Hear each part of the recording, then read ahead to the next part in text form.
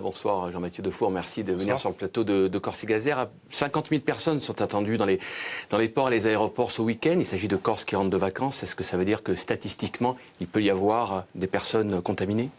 A priori, il y a pas mal de personnes qui reviennent d'Italie, et notamment des zones dites à risque. Donc effectivement, potentiellement, il peut y avoir des personnes contaminées. Est-ce que vous avez déjà une recrudescence d'appels au 15, le numéro du SAMU ? Oui, on a beaucoup d'appels au 15. Depuis lundi, on a vu une montée en charge des appels au 15.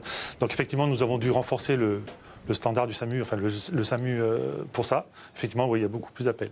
Ce sont des appels plutôt de gens un peu paniqués ou qui ont vraiment, qui décrivent vraiment des symptômes qui correspondent au virus ? Ce sont des personnes qui appellent pour prendre beaucoup de renseignements. Donc on les renvoie sur le numéro vert, vous savez, du ministère de la Santé, qui d'ailleurs fonctionne maintenant 24 heures sur 24. Dans l'Oise, le plan blanc a été déclenché dans les hôpitaux de l'Oise. C'est un dispositif qui permet de mobiliser l'intégralité des moyens disponibles dans les hôpitaux. Le déclencherez-vous à partir de quel seuil ? Alors à ce jour, nous avons organisé une unité nouvelle, on va dire, de toute pièce, avec du personnel supplémentaire que nous avons en cours de recrutement.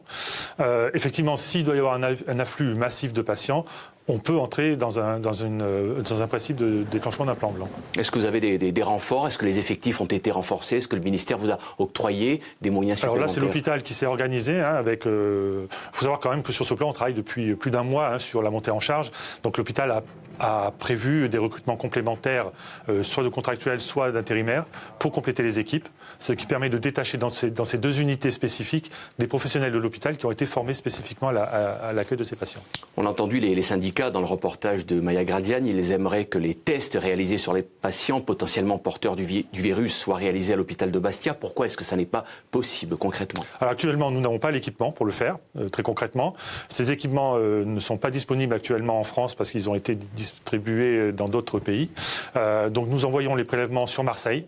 Il y a une procédure qui a été mise en place via le fret aérien. Donc les prélèvements partent sur Marseille et nous avons les résultats une fois qu'ils sont arrivés à Marseille en 3 à 5 heures.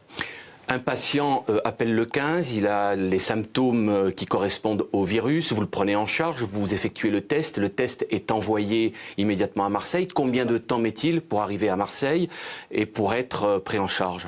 Écoutez, on a fait l'expérience lundi dernier puisque nous avons eu un patient. C'est une simulation en temps réel. En temps réel, c'était même pas une simulation, c'était la réalité. Le patient est arrivé en début d'après-midi, nous avions le résultat dans la nuit. Donc c'est relativement rapide, d'autant plus que le patient a été mis dans l'unité de confinement, donc toutes les mesures étaient respectées. Vous êtes capable d'accueillir combien de patients potentiellement porteurs du virus ? Alors, à ce jour, nous avons dans ce qu'on appelle l'hospice Covid, l'hospitalisation Covid-19, nous avons 10 lits isolés, 10 lits, 10 chambres, et nous avons dans l'unité, ce qu'on appelle l'Algeco, enfin l'unité ambulatoire Covid-19, nous pouvons accueillir une dizaine de patients. Voilà. Ça, c'est pour hors plan blanc. Si jamais on doit déclencher un plan blanc, effectivement, nous arrêterons les activités programmées ambulatoires, ce qui nous permettra d'augmenter éventuellement la capacité de l'hôpital. D'évacuation sanitaire éventuelle sur les hôpitaux de Marseille ? Pour l'instant, on ne fait pas d'évacuation sanitaire. Vous êtes plutôt, dernière question, en quelques secondes, vous êtes plutôt optimiste ?